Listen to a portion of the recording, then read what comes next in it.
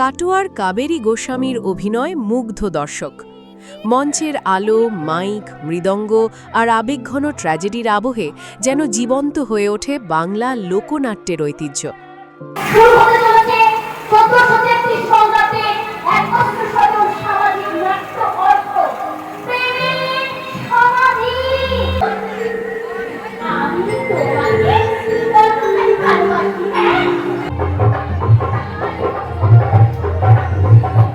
গিরিশচন্দ্র ঘোষের অমর সৃষ্টির স্মৃতি, শ্রীরামকৃষ্ণের বাণী এবং বাংলা নাট্যধারার আবেগ মিলেমিশে এক অনন্য পরিবেশ তৈরি করে।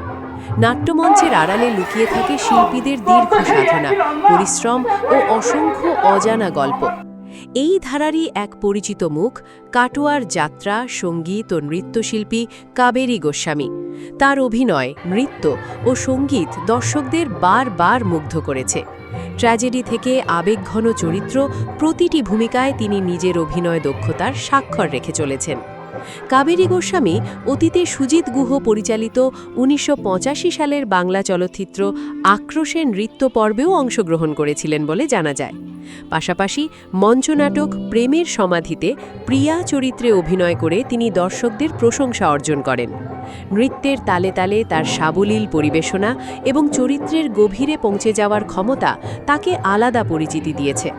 ব্যক্তিগত জীবনেও তিনি একমাত্র ছেলে কবি কৌশিক গোস্বামীকে নিয়ে সংসার সামলানোর পাশাপাশি সমান নিষ্ঠায় নাচ, গান ও অভিনয়ের চর্চা করে চলেছেন।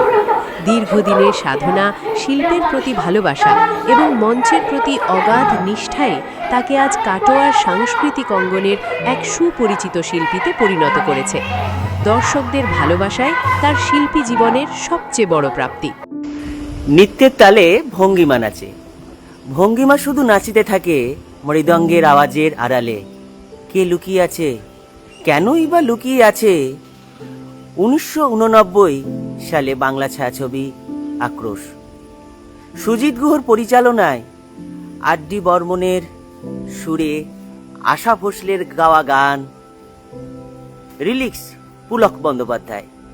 নেচেছেন যাত্রাশিল্পী, সঙ্গীতশিল্পী, নৃত্যশিল্পী কাবেরী গোস্বামী।